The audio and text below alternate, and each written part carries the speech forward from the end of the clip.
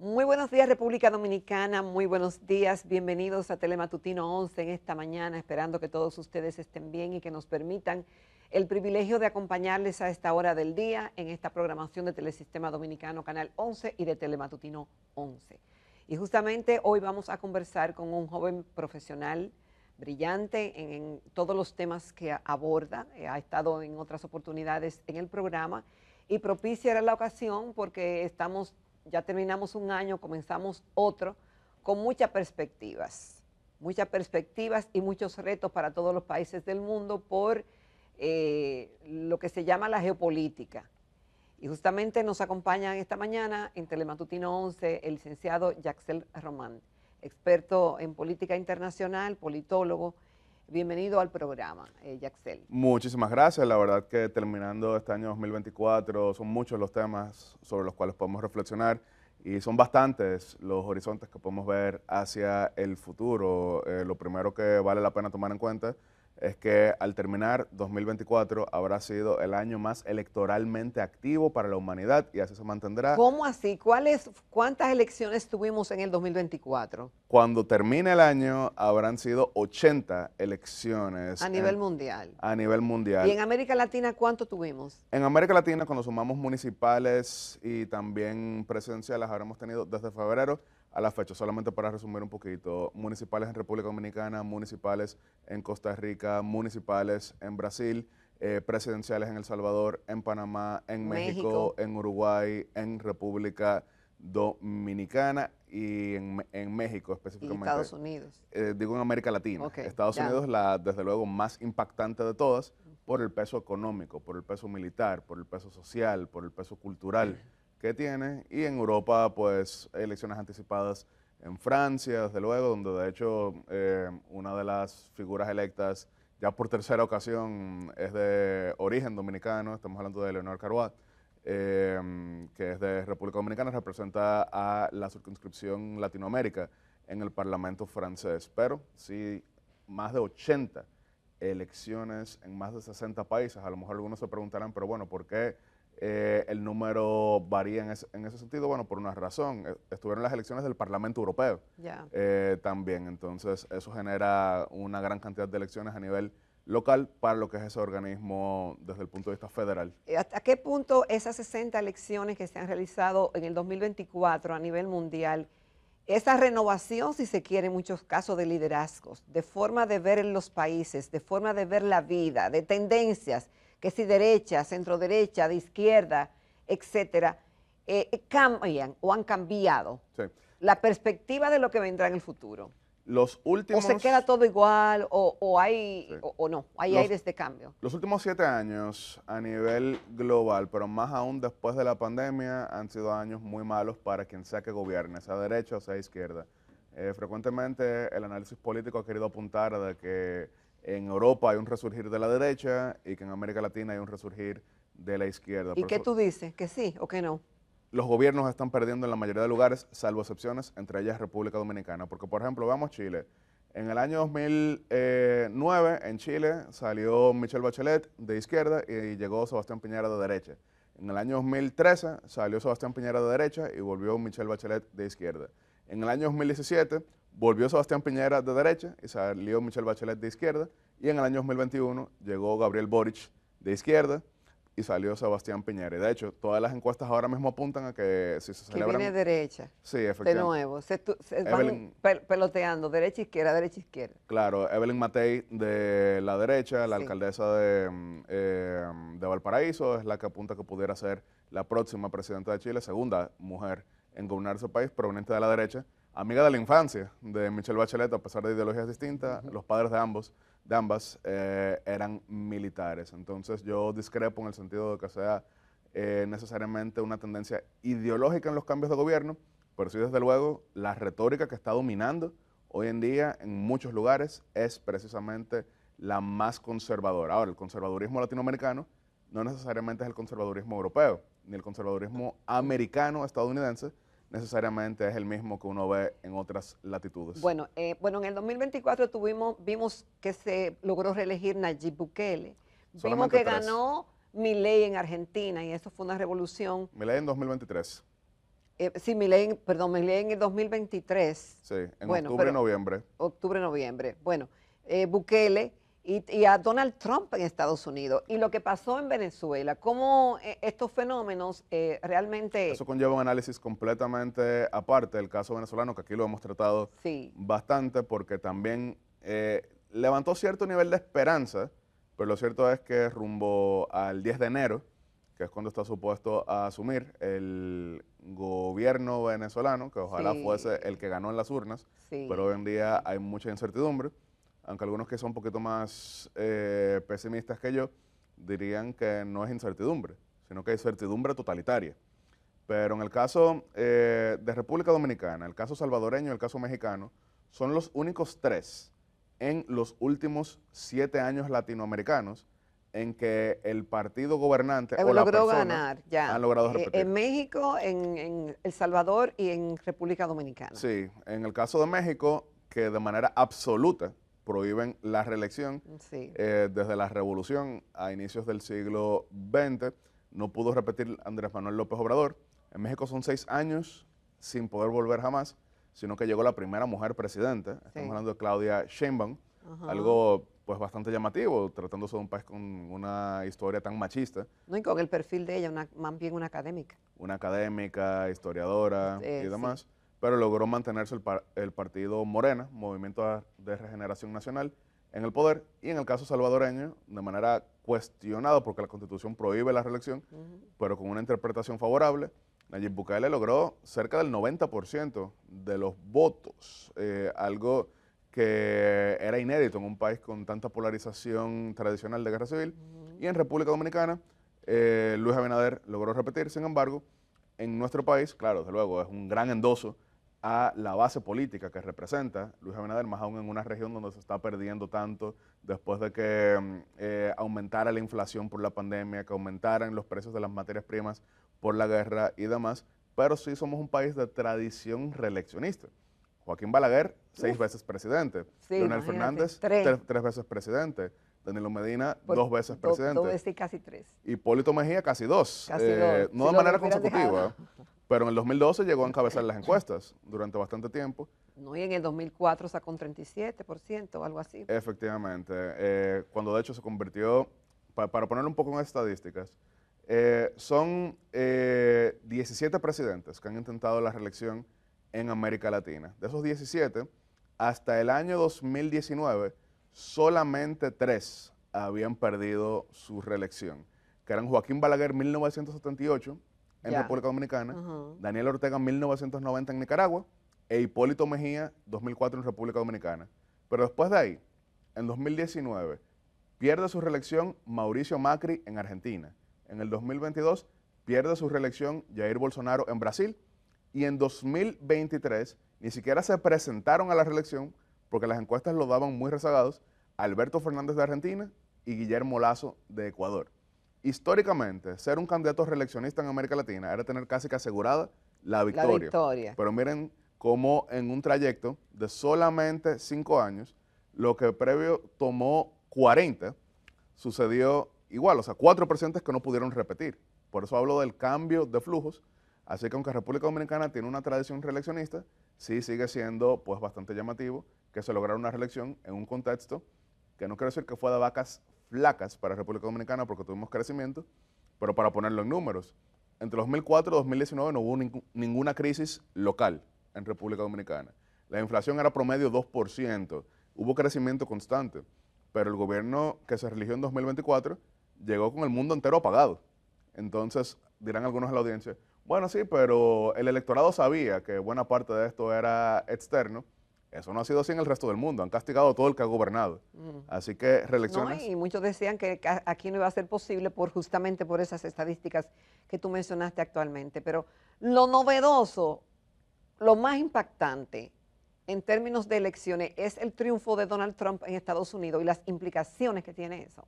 sin la más mínima duda. ¿Qué significa Donald Trump Bueno, ahora mismo para Estados Unidos y para el mundo? Donald Trump ya incluso trasciende la persona, porque Sí, aun si él no hubiese ganado estas elecciones, que ha sido una victoria contundente, mayoría en el Senado, mayoría en la Cámara de Representantes, victoria en el voto popular, que no logró en 2016, ya había logrado algo mucho más allá, que es popularizar sus ideas. ¿A qué me refiero con popularizar sus ideas? Claro, los demócratas sonríen bastante más a la hora de anunciar ciertas medidas, pero no había una grandísima diferencia, por ejemplo, en los temas de aranceles con China, por ponerles un caso. Buena parte de los aranceles que estableció Donald Trump se mantuvieron en el gobierno de Joe Biden, porque Trump logró identificar un electorado que entendía que China estaba haciendo trampa en la economía global. Yo no estoy necesariamente diciendo que tenga razón o que no tenga razón. Estoy diciendo lo que el electorado sintió. Y por ejemplo, Joe Biden le puso aranceles de 100% a los vehículos eléctricos chinos, desde el punto de vista migratorio. Claro, los demócratas sonríen más que Donald Trump, pero la retórica en todo momento fue de que iban a estar deportando con altos números en el siguiente gobierno. Incluso, hay que saberlo, Barack Obama tuvo récord de deportaciones incluso por encima de Donald Trump. Sí, Él lo que lo llevó fue a retórica, ya. pero ya las acciones estaban. Entonces, yo creo que esto habrá marcado durante por lo menos los siguientes 20 años, 2 décadas, el abordaje económico americano, el abordaje político americano y, ¿por qué no?, el abordaje cultural americano, que algunos erróneamente... Se redefine ese abordaje cultural Sí. con esta elección de Donald Trump. Sí, porque por ejemplo, Estados Unidos, para ponerlo de la siguiente manera, algunos podrán ironizar, algunos podrán cuestionar, pero generalmente buscaba alianzas en base a valores. Decía, bueno, nosotros somos los Sí. democráticos, nosotros somos los que creemos en cierto nivel de institucionalidad. Donald Trump lo que ha dicho es, no, nosotros creemos en el comercio y en comercio que nos beneficia a nosotros en lo transaccional. Y América para los americanos. Incluso ha llegado a decir que le establecerá aranceles de 10% a todo lo que venga de países con los cuales Estados Unidos tenga un déficit comercial. ¿Qué es un déficit comercial? Eso se refiere a... Sí, que no es de igual, más para Claro. uno y menos para otro. Claro, por ponerlo de la siguiente manera, usted y yo tenemos una relación económica que asciende a 1,000 pesos, pero de esos 1,000 pesos hay 700 míos y 300 de usted. Eso genera un déficit en la balanza comercial. Entonces, como usted considera que yo estoy haciendo trampa dentro de las reglas que establecimos, usted busca nivelar eso con hacer más costoso para mí el intercambio y de esa forma entonces incentivar a que yo deje de hacer lo que usted considera que son trampas. Trump ya anunció durante el proceso de transición ese primer 10% para Canadá y para México, pero incluso va más allá de lo comercial. Dice que contra México es Sí. por el tráfico ilícito de migrantes y por el tráfico de estupefacientes, principalmente fentanilo. En el caso canadiense dejó a muchos rascándose la cabeza, pero vimos que, por ejemplo, Justin Trudeau, el actual primer ministro de Canadá, que llegó como una superestrella, pero ya hoy en día es altamente impopular, está en tercer lugar en las encuestas para el año 2025, viajó de inmediato a Mar-a-Lago para reunirse con Donald Trump. Y hay reportes mixtos sobre el intercambio que tuvieron en ese momento. Sí, Yaxel, ¿por qué ganó Trump después que, bueno, primero sacaron a Biden de la competencia, el debate no lo ayudó, los olvidos, no sé, algunos problemas cognitivos ya no le favorecieron y tuvieron que cambiar de candidato? Y Kamala arrancó durísimo, tuvo un debate que se fue considerado bueno, y todo el mundo decía que esas encuestas estaban muy apretadas y que Donald Trump, 2 intentos de magnicidio, se salvó a chepazo la primera vez cuando le hirieron la oreja, acusaciones de todo tipo, de índole personal, de fraude, de ataques al Capitolio y 1000 diabluras más. Como un país que una vez tuvo un candidato y porque salió con una chica sentada en las piernas porque tenía un amante, eso lo descalificó. Sin embargo, nada válido contra Donald Trump. Todo ha cambiado. Durante lo largo de la historia, los cuestionamientos como los que ha recibido Donald Trump eran descalificación inmediata. Incluso, pues, tener una imputación penal era el sinónimo de que tu carrera política se acababa. Se acababa Se acab- en ese mismo instante. Se acababa, pero en el caso de Donald Trump, al contrario, lo ha martirizado. Él no ha mostrado debilidad en ningún momento, sino que mostró fortaleza, lo hizo parte de su narrativa. Es yo contra el sistema, yo contra el pantano, yo contra la élite, yo contra la casta. Y esa casta no es a mí que me quiere hacer daño, sino que yo los represento a ustedes. Entonces, cuando me atacan a mí, es a ustedes que los están atacando, porque a mí es que me duele lo que les pasa a ustedes. Y eso fue un mensaje ganador, pero no solamente ganador con el americano tradicional caucásico. Vamos, por ejemplo, al condado de Miami-Dade, en la Florida. Joe Biden lo ganó por 30 puntos en el año 2016. O mejor dicho, Hillary Clinton lo ganó por 30 puntos en el año 2016. Joe Biden lo ganó por 7 puntos en el año 2020 y ahora Donald Trump lo ganó por 11 puntos en el año 2024. Ese es el condado más hispano de todo Estados Unidos. Ahí no hay que hablar inglés nunca, Miami-Dade. En Reading, donde la mayoría de la población es dominicana, Donald Trump lo ganó en Pensilvania. Logró subir de un 15% del voto dominicano a 40% del voto dominicano. Huepa. Vamos a hacer una pausa, Yaxel, con tu permiso, el de los televidentes, y en breve volvemos.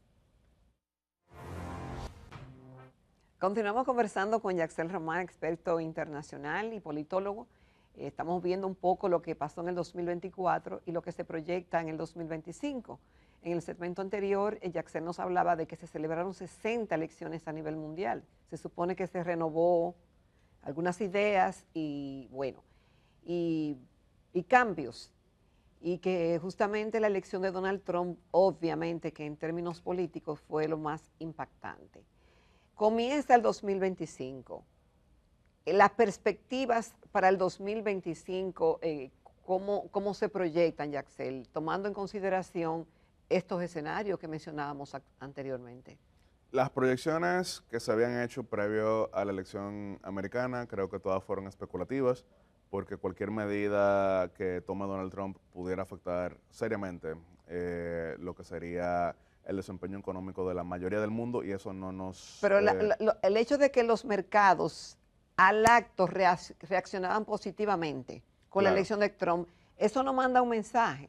Sí, pero esos son los mercados desde el punto de vista de las ganancias que pueden obtener en Estados Unidos. Pero por ponerlo de la siguiente manera, algo que puede beneficiar a República Dominicana, pero vamos a verlo de la siguiente forma. Sí. Aranceles a la producción en México, aranceles a la producción en otros países que tengan un gran intercambio con China. Eso lleva a incentivos de establecerse en lugares que no estén en el radar negativo de Donald Trump. Porque, por ejemplo, Estados Unidos tiene el Tratado de Libre Comercio con Canadá y México. Inicialmente se llamaba NAFTA, ahora se llama TEMEC. Pero ahí Trump siempre se ha quejado, vuelvo y repito, del déficit.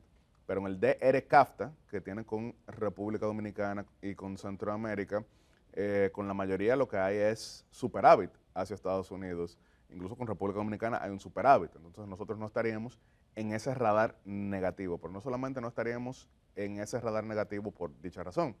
El tema narcóticos, que es el que también le ha preocupado muchísimo a Donald Trump y que estuvo muy presente en buena parte de la convención republicana, donde yo estuve.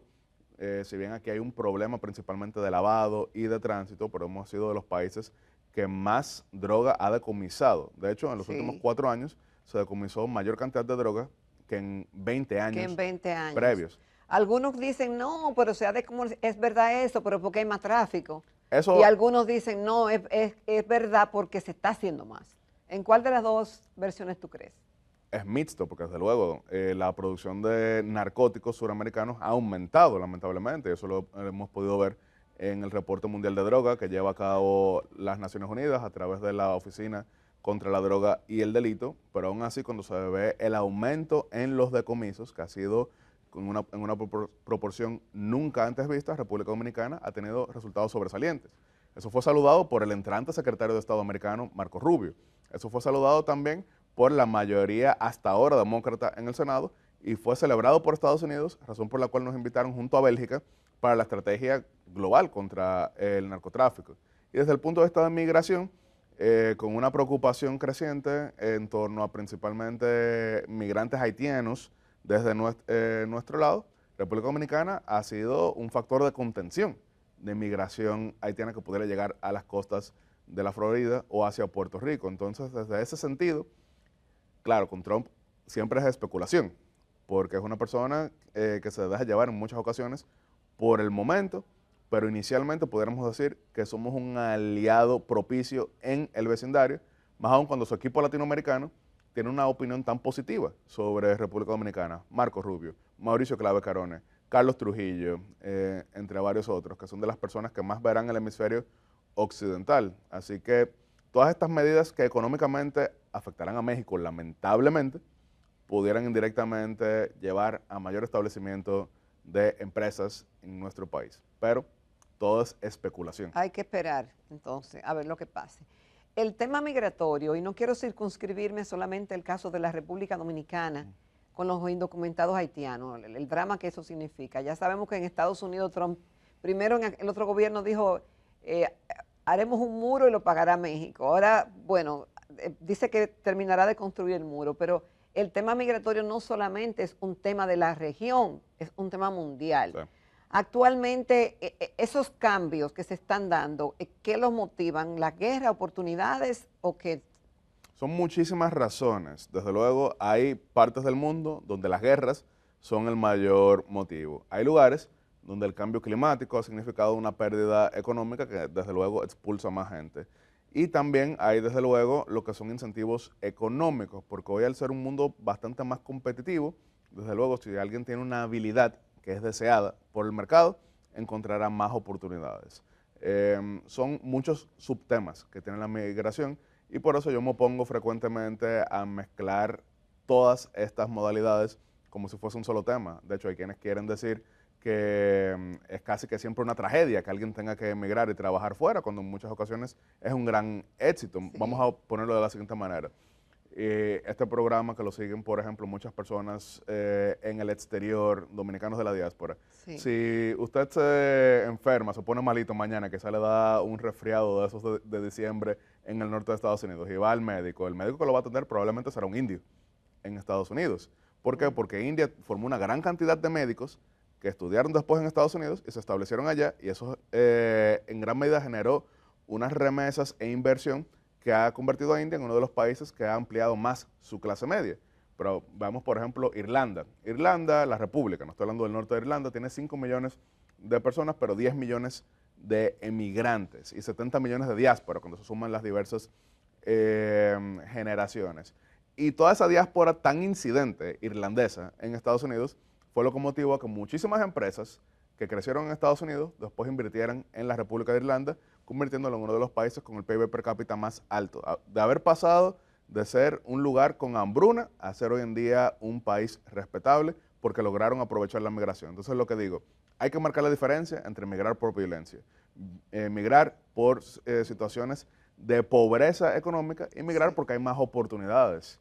Entonces el problema está en que en muchos lugares han visto un aumento desproporcionado. Por ejemplo, Siria, con millones de refugiados en Europa, Irak, Kuwait, en nuestra región, Venezuela, Nicaragua, Cuba y demás, Haití, por mencionarlo también. En el caso dominicano, para ponerlo en estadísticas, migrantes, no estoy hablando de segunda y tercera generación, migrantes dominicanos en Estados Unidos hay 1.9 millones. De esos 1.9 millones, 200.000 son indocumentados al día de hoy, pero 1.7 millones son o ciudadanos o residentes. No hay que ser el mayor matemático posible para saber que eso es una proporción de 84 a 16%. Eso quiere decir que República Dominicana tiene la diáspora sin estatus especial más regularizada del mundo en Estados Unidos, principalmente por la vía de reunificación familiar. Para ponerlo de nuevo en números, según Customs and Border Patrol en Estados Unidos, CBP, el año pasado fueron detenidas 30.000 personas de origen dominicano intentando cruzar la frontera sur específicamente. Pero el año pasado se emitieron 60.000 visas de reunificación familiar para dominicanos en nuestro territorio, en el consulado americano. De reunificación familiar es de la, pedidos, de las que son pedidos. Para ponerlo en un lenguaje que todo el mundo entienda. Me pidió mi tío, mi hermano, que bueno, no. Mis padres, mi Pero hijo. Sí, permiten por affidavit el tema de hermanos, sí, abuelos, muy distinto a la ley migratoria dominicana, que no permite semejantes medidas y no permite cuando son mayores de edad y demás. Pero ¿qué sucede? Repito, el doble de los que intentaron cruzar por la frontera, recibieron su visa. porque los dominicanos se beneficiaron de la amnistía de los años 80, principalmente, que estableció un lenguaje en Estados Unidos que si habías cruzado físicamente la frontera, no podías beneficiarte de la amnistía, pero si habías entrado con visa, a pesar de que no lo decía explícitamente, pero el lenguaje apuntaba a que sí podías. Si te entraste con visa de paseo y te quedaste, claro, bueno, o de entonces turista. sí pudiste beneficiarte. Entonces, República Dominicana, por nuestra geografía, es decir, no somos un país continental, la inmensa mayoría, casi totalidad en aquel momento, habían entrado por avión con una visa, sobrequedándose, lo cual está mal, o sea, tú no puedes violar las condiciones de tu visa, pero todas esas personas que violaron las condiciones de la visa en los años 80 se convirtieron en eventualmente ciudadanos, y eso ha generado que tengamos el segundo consulado del mundo americano con mayor cantidad de visas de reunificación familiar. Solamente nos supera Tijuana, México, que hace frontera con California. Entonces es una situación migratoria distinta. Con eso no estoy queriendo minimizar el drama de los 200,000 que no son ni ciudadanos ni residentes, pero quiero sí dejar claro que distinto al caso salvadoreño, guatemalteco, todavía mexicano, hondureño, venezolano, colombiano, ni se diga haitiano, los dominicanos están en una situación que permite mayor regularización. Ahora, una preocupación que sí puede existir es que por la vía administrativa endurezcan las condiciones para la reunificación familiar, es decir, eliminar posibilidades de que sean abuelos, posibilidades de que sean hermanos y demás. Pero las deportaciones, que probablemente serían más enfocadas en la frontera, no necesariamente llegarían a lugares de dominio demócrata, que es donde están más dominicanos, como en el caso de Nueva York, o como en el caso... Yaxel, en términos de lo que se conoce como geopolítica, los analistas se fijan mucho y prestan mucha atención a lo que está pasando en diversos puntos del mundo por el impacto que pueda tener. Tenemos el conflicto no resuelto entre Rusia y Ucrania, aunque Trump ha prometido resolverlo en 24 horas. Por ejemplo, tenemos el tema de Israel y otros temas que están por ahí como subyacentes, que algunos dicen que si podemos tener una tercera guerra mundial, que bueno, cualquier cantidad de especulación. El panorama fríamente, ¿cómo se ve para el 2025? Geopolíticamente hablando. Bastante complejo. Hay que ver qué va a suceder con la OTAN. Donald Trump fue muy crítico de ella durante su primer gobierno, decía que él estaba subsidiando la defensa de los demás países que no cumplían con el requisito mínimo, que es gastar por lo menos 2% de su Producto Interno Bruto en defensa. Varios han querido ya hacerlo y han tenido que hacer muchísimas reformas internamente, como fue el caso de Alemania, pero Trump no apuesta al multilateralismo, Trump no apuesta a las grandes alianzas, Trump cree mucho en lo bilateral. Pero sí, desde luego, por ejemplo, él ya dijo que le da un ultimátum a Hamas para la liberación de americanos que tengan como rehenes en Gaza, y ha hecho grandes ofertas para mediación en el caso ruso-ucraniano. Ucrania ha dado señales hasta cierto punto fértiles para aquello, pero todo apunta a que Vladimir Putin no quiere ninguna concesión de su parte, sino que va a por lo menos inicialmente jugar también al hombre fuerte. Bueno, vamos a otra pausita y entonces en breve, perdón, regresamos con lo local. Así es que no se pierdan esa parte. Continuamos en Telematutino 11. Esta mañana estamos conversando con Yaxel Román, experto en temas internacionales, politólogo y diplomático. Y justamente antes de pasar estrictamente a lo local, no quiero desvincular el hecho de la experiencia que tú tienes en el área de las relaciones exteriores como embajador. La importancia en este mundo tan complejo de una diplomacia informada. Claro, en todo el sentido, debemos siempre recordar que aunque somos parte de una isla, no nos encontramos aislados del resto del mundo, y no solamente ello, que la diplomacia, las relaciones internacionales son los que permiten que un país con el tamaño nuestro pueda magnificar su influencia, pueda optimizar sus resultados. Por eso es vital tener una Cancillería dinámica, tener una Cancillería constructiva, tener una Cancillería proactiva como la que encabeza el actual canciller, embajador Roberto Álvarez desde el año 2020, que ha logrado grandes resultados para el país, dentro de ellos, por ejemplo, nuestra inclusión en Global Entry, programa de viajero confiable en Estados Unidos, como ha sido pues ampliar nuestro alcance marítimo al finalmente cerrar la brecha que quedaba abierta entre nuestra frontera del mar con Venezuela y con Países Bajos, a través de un tratado que fue declarado conforme a la Constitución por el Tribunal Constitucional, dando seguimiento a una gesta que inició en el 1978, gobierno del presidente Balaguer, que continuó en 1979, gobierno del presidente Antonio Guzmán, continuó 2018, gobierno del presidente Danilo Medina, porque son temas de Estado, son temas país. Es importante estar informado para tomar mejores decisiones. Cuando se toman mejores decisiones, desde luego, pues podemos avanzar más en nuestras metas. Y si avanzamos más en nuestras metas, pues se beneficia más la población, el pueblo dominicano. Okay. En el 2024 tuvimos elecciones y obviamente los pronósticos que se dieron, contrario a lo que pasó en Estados Unidos, era que Luis Abinader ganaba en primera vuelta. Y así fue. Y así fue, con una popularidad altísima por encima de su gobierno. Sin embargo, el gobierno ha tenido numerosas críticas, como que las estrellas y los planetas se han desalineado un poco en torno al gobierno y a la figura de Abinader. Por lo cuanto pareciera ser que le vienen momentos muy retadores para su carrera política y como presidente de la República. ¿Cómo tú lo ves? Los segundos periodos, desde luego, conllevan mayores críticas, conllevan pues mayores cuestionamientos, porque ya han pasado 4 años, ya ha pasado un periodo completo, ya se sabe mayormente cómo se actúa, las expectativas son mayores y eso es natural, pero desde luego todavía ni siquiera ha culminado un primer año del segundo gobierno, se siguen viendo ciertas cosas, pero seguimos siendo un país estable, seguimos siendo un país en crecimiento, tenemos pues grandes oportunidades y al mismo tiempo también yo creo que más allá de ver como negativo el hecho de que exista una sociedad tan partícipe de manera pacífica, es uno de los mayores mensajes que podemos dar, porque por poner un caso, es urgente reformar nuestra economía, es inevitable que tengamos que transformar nuestro sistema tributario.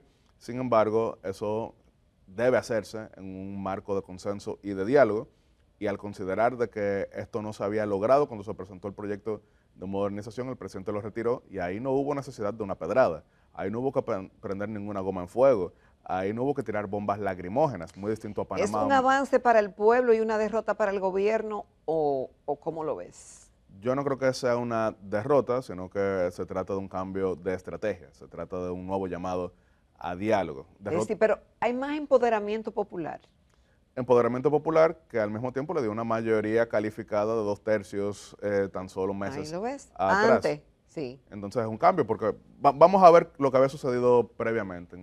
En el año 1980 el presidente Antonio Guzmán intentó reformar la estructura tributaria y el Congreso le votó en contra. De hecho, el mismo Partido Revolucionario Dominicano. Año 1983. Bueno, 84. 83 se establece específicamente el ITEVI, se llamaba en ese momento primera reforma, pero con los recortes que hubo que hacer, en el 84 hubo una poblada. Exacto, por el acuerdo con el Fondo Monetario Internacional en su momento. 1991, fruto de las emisiones inorgánicas, desabastecimiento, se hizo una reforma exitosa en lo económico, pero hubo que hacerla por decreto, porque el Congreso no se la pasaba. A Joaquín Balaguer. A Joaquín Balaguer. Año 1997 le votaron en contra el presupuesto del doctor Leonel Fernández, que tenía solamente 13 diputados. Año 2004 se hace una reforma tributaria, pero por el contexto de una crisis bancaria que llevó a más de 1 millón de personas a la pobreza.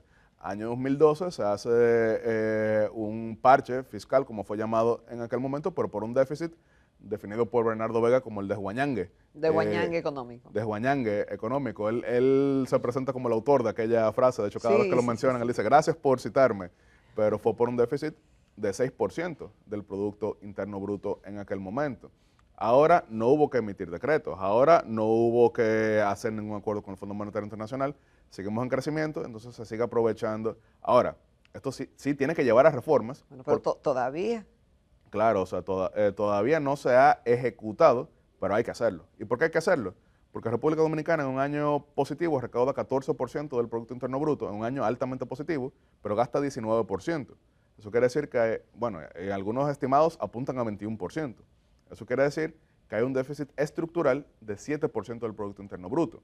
Y eso ha disminuido el gasto de inversión hacia solamente 2% del Producto Interno Bruto. Pero es real entonces nuestro crecimiento, Sí, claro. Yaxel, y yo te digo una cosa, es decir, yo sé todos esos números que dices, pero cuando nosotros estamos al tris de lograr el grado de inversión en términos de calificación, indica que el país no está tan mal, tomando en cuenta de que solamente hay 4 países del área que tienen un grado de inversión. Entonces, frente a este panorama, aún así necesitamos dinero. Claro, siempre se necesita, porque obviamente, miren lo que está pasando en Francia, que de hecho hay un pánico ahora entre los tenedores de bonos franceses que entienden que por no llevar a cabo las reformas que disminuyan su déficit, que es de 8%, no estructural, incluso es el 8% antes del pago de intereses. Hoy, irónicamente, los bonos griegos, que anteriormente eran el sinónimo de riesgo en Europa, están siendo más atractivos que los franceses. República Dominicana, de hecho, no ha recibido ninguna degradación en la calidad de su deuda, pero hay que hacer reformas y el crecimiento debe llevar, desde luego, a ese mayor aprovechamiento, que es mayor gasto también de inversión. Por ponerlo en un caso, entre el 87 y el 96, República Dominicana, claro, por esos grandes proyectos de infraestructura del presidente Balaguer, gastaba 5% del PIB en inversión, ahora es 2%, y el mismo presidente, el mismo ministro de Hacienda y buena parte del equipo económico ha hablado de que tenemos que volver a por lo menos 4%, por eso se hace con más dinero. Y tú no puedes gastar 5% en inversión, 4% en inversión, cuando al mismo tiempo tienes gastos corrientes establecidos tan altos, que ahora mismo es un 84% del presupuesto específicamente. Entonces, aumentar las recaudaciones, subir quizá 1.5% del Producto Interno Bruto, es lo que permite invertir más en infraestructura, en modernización. Así que, de nuevo, saludo, celebro y siento orgullo de que seamos un país que pueda de manera pacífica, repito, porque ¿qué hizo la gente cuando estaba en contra de la modernización? Fue a las vistas públicas y habló y se expresó y no hubo nada de violencia. Pero el diálogo tiene que volver a lo constructivo y reconocer que si República Dominicana quiere alcanzar el grado de inversión, si República Dominicana quiere ser un país desarrollado rumbo al 2044, hay que consolidar las reformas, que no hemos hecho ninguna estructural desde 1991. Yaxel, tú has participado como observador de elecciones en muchísimos países. 35 elecciones. 35 elecciones. Ha organizado, ha sido orador, ha participado en varias cumbres y eventos, como uno que se hizo recientemente en el país con varios expresidentes, y esa experiencia toda resumida.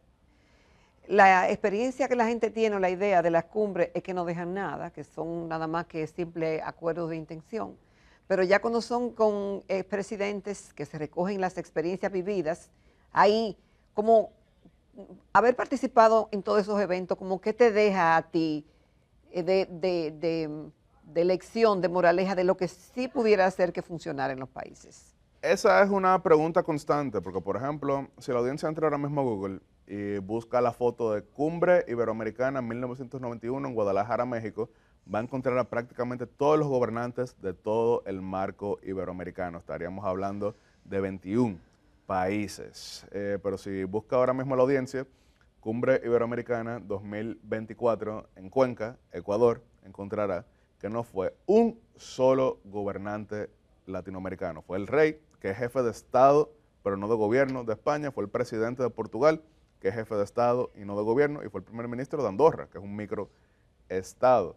Hoy en día, para convencer a un presidente de salir de su país e ir a otro y sentarse en una cumbre y participar en los diálogos, requiere un ejercicio hercúleo prácticamente, en referencia a aquel personaje de la mitología griega, precisamente porque buena parte de lo que piensa la audiencia también lo suelen pensar los presidentes. ¿Cómo yo voy a salir 2 y 3 días y explicarle a mi electorado, a mi ciudadanía, que estoy logrando algo a su favor? Entonces las cumbres tienen que transformarse, pero es muy difícil tú encontrar una coincidencia de voluntades entre, por ejemplo, en una cumbre iberoamericana, repito, participan 21 países. Un documento que surge de ahí, lo general que tiene que ser para que todos lo firmen, es casi que decir nada.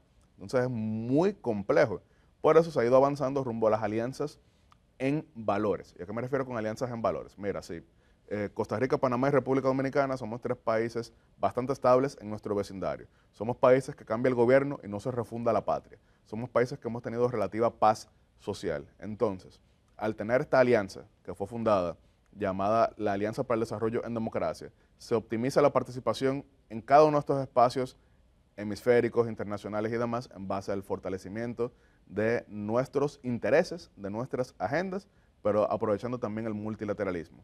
Con eso yo no estoy diciendo que hay que abandonar los espacios multilaterales, pero sí saber que existen otros tipos de vías para mejor participar. En el caso que usted menciona, yo soy vicepresidente ejecutivo del Centro de Análisis para Políticas Públicas, CAP, que fundó el hoy ministro, entonces diputado, Víctor Ito Bisonó, y tuvimos junto al Grupo Libertad y Democracia la participación de 10 exgobernantes de las Américas, entre ellos Mariano Rajoy, expresidente de España, Iván Duque, expresidente de Colombia, Mario Abdo Benítez, expresidente de Paraguay, Guillermo Lasso, expresidente de Ecuador, Yamil Mahuad, expresidente de Ecuador, Tuto Quiroga, expresidente de Bolivia, Luis Fortuño, exgobernador del Estado Libre Asociado de Puerto Rico, Mauricio Macri, expresidente de Argentina. Y estos espacios que son uniones en valores, libertad y democracia, pues permiten una ampliación de lo que son las relaciones internacionales. A mí me ha servido mucho en lo personal,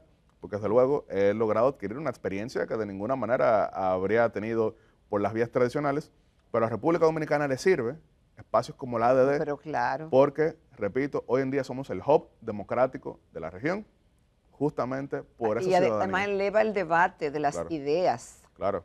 Y le da otra visión incluso al país. Claro, aprendiendo de experiencias tanto exitosas como no necesariamente tan exitosas.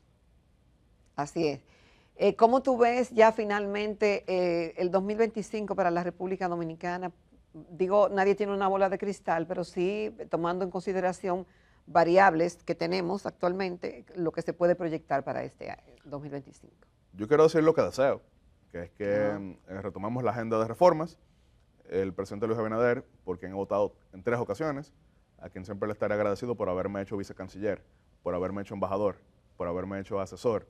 Me convenció por primera vez en el año 2015, cuando solamente marcaba 12% de las encuestas, cuando dijo que él quería ser recordado como el presidente de las reformas. Yo estoy seguro que esa sigue siendo la agenda. Yo apuesto a que esa sigue siendo la agenda y esa es la agenda que voy a apoyar en todo momento para que República Dominicana no solamente sobresalga en un vecindario convulso, sino que República Dominicana pueda avanzar de forma tal que, como dijo el Fondo Monetario Internacional, en el año 2044, bicentenario de nuestra independencia, seamos un país desarrollado. Bueno, muchísimas gracias, Yaxeli. Muy feliz 2025 para ti y tu familia. Gracias, gracias. Bueno, hay que ver lo que está pasando a nivel internacional, con la referencia también de lo local para proyectar y hacer reflexiones de lo que ha sido el 24 y lo que se proyecta para el 2025, que esperamos que sea muy, muy bueno para la República Dominicana y para todos ustedes. Señores, gracias por la atención. Continúen con Telesistema Dominicano, Canal 11. Feliz día.